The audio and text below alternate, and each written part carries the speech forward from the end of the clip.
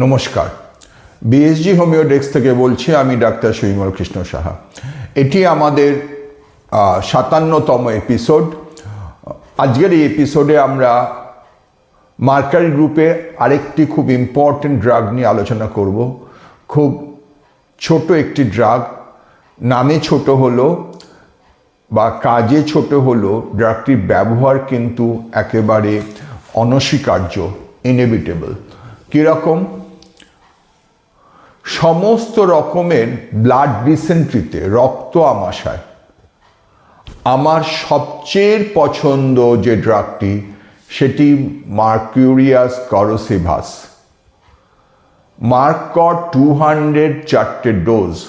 আমি যদি যে কোনো ব্লাড ডিসেন্ট্রিতে, তার সাথে মারাত্মক স্ট্রেনিং, ভীষণ কোত, পেটে ব্যথা পাই, আমি মার্কসল না দিয়ে কিন্তু মার্কর দিই।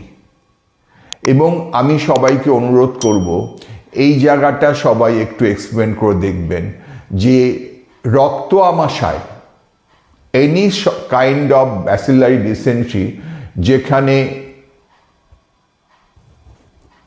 slimy stool with blood and great straining with cramping pain in lower abdomen, এই জায়গাগুলোয় মার্কর ভেরি এফেক্টিভ ড্রাগ।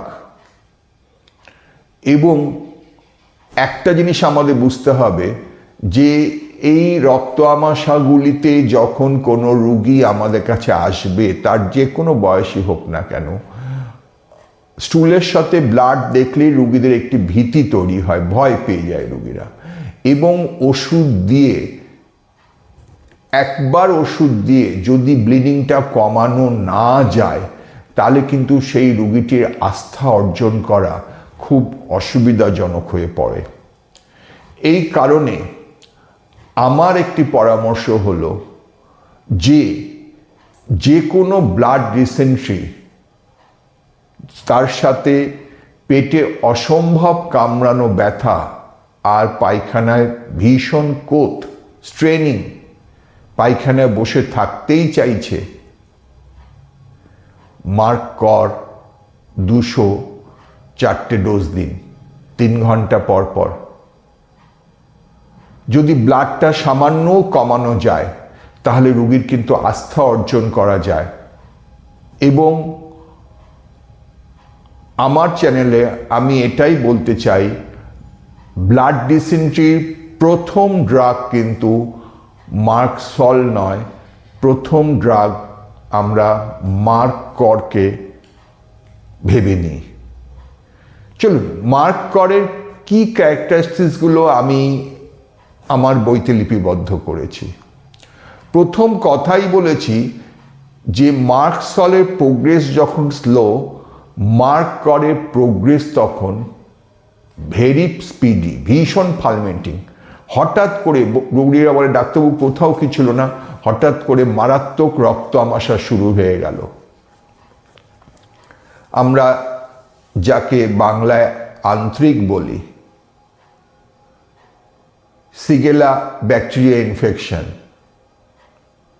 এবং অনেক সময় রুগী আতঙ্কে পায়খানা ছেড়ে উঠে পড়ে, বলে যে শুধু পায়খানাতে খালি ব্লাডই বেরোচ্ছে, তার সাথে তলপেটে অসম্ভব কামড়ানো ব্যথা আর ভীষণ কোত, স্ট্রেনিং, পায়খানা করার সময় ভীষণ কোত দিতে হচ্ছে। এই কোত শব্দটা রুগীরা ব্যবহার করে। তাহলে ক্যারেক্টারিস্টিক্সে প্রথম কথাই বলছি যে মার্করের প্রোগ্রেস কিন্তু ভেরি ফালমেন্টিং, ভীষণ স্পিডি, মার্কসলের মতো স্লোলি অনসেট হয় না। 2 নাম্বার কি, যে এর প্রথম কথাই হচ্ছে যে রক্ত, পায়খানার সাথে রক্ত, মোর the blood better the indicated. যত বেশি রক্ত পড়বে, তত বেশি আমরা মার্করকে ভাবব। তাহলে এর সাথে কি থাকবে? সারা পেট জুড়ে অসহ্য কামড়ানো ব্যথা। আর কি থাকবে?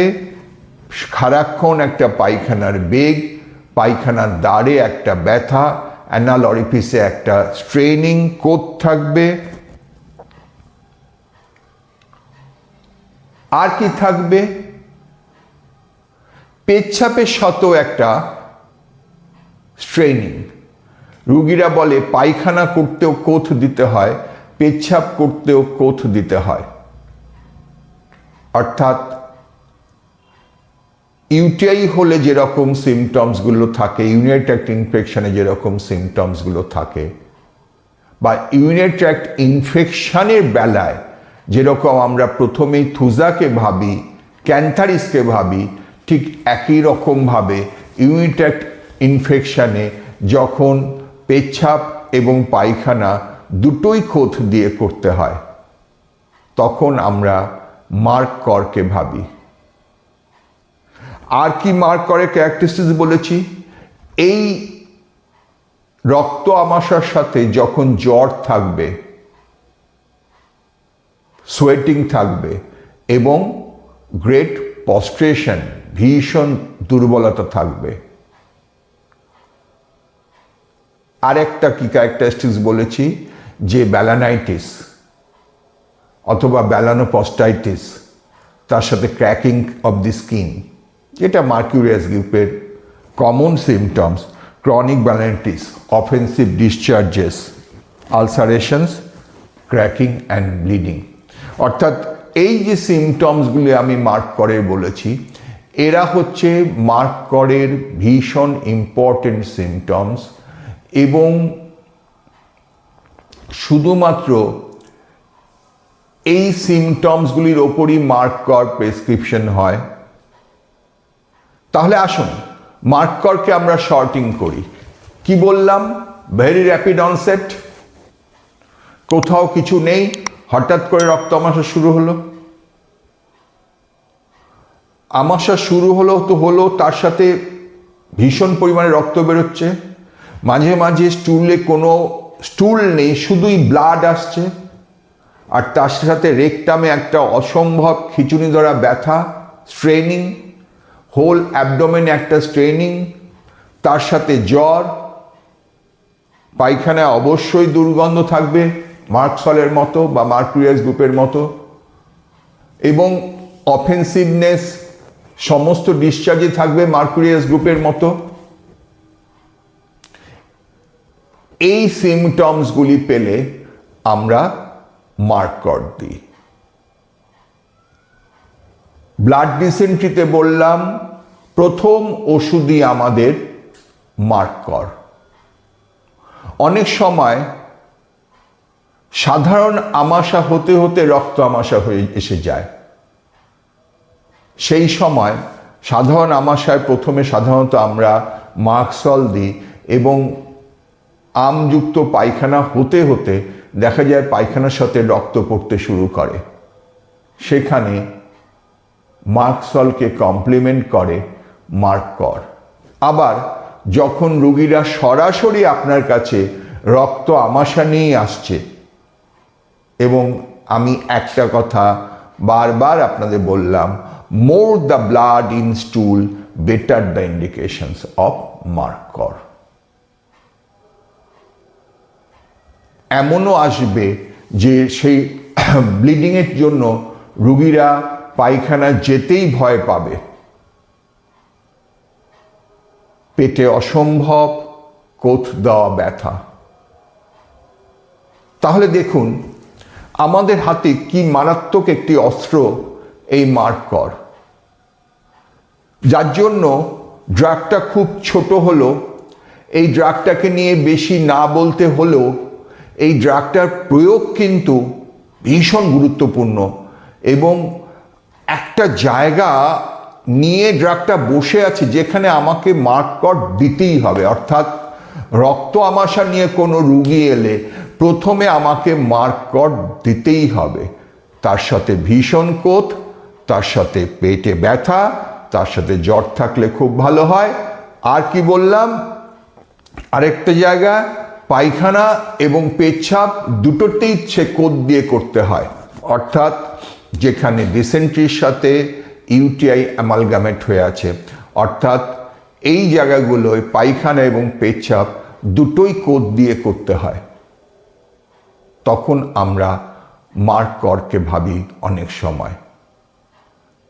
মার্করের রিলেশনশিপ যদি আমরা দেখতে যাই, তাহলে প্রথম এই দেখব যে মার্করের সবচেয়ে কাছাকাছি হচ্ছে মার্কসল।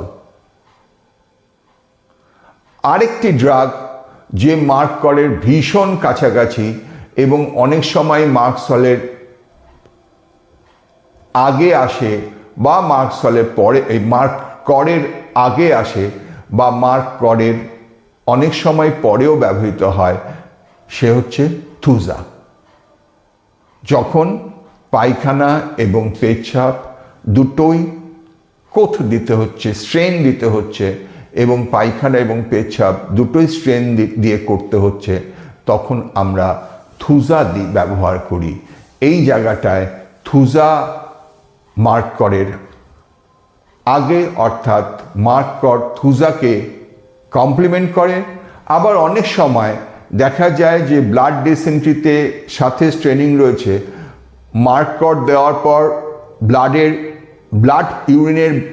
স্টুলের ব্লাডটা চলে গেছে, মিউকাসটা তখন রয়ে গেছে, তার সাথে স্পেন রয়েছে, ইউরিনে একটা স্পেন রয়েছে, কোথ রয়েছে, তখন থুজা দেওয়া হয়। ওই জন্য মার্কর আর থুজা কমপ্লিমেন্ট ইচ আদার। আর মার্কসলকে সাধারণত কমপ্লিমেন্ট করে মার্কর।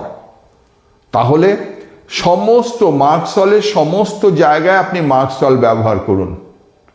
শুধুমাত্র ব্লাড ডিসেন্ট্রিতে যখনই রুগীটি ব্লাড নিয়ে আসবে, ডিসেন্ট্রি তার সাথে পেটে ব্যথা এবং কোথ থাকবে, প্রথমেই মার্কর দিয়ে দিন, যাতে স্টুলের থেকে ব্লিডিং পোর্শন, ব্লাড পোর্শনটা চলে যায়।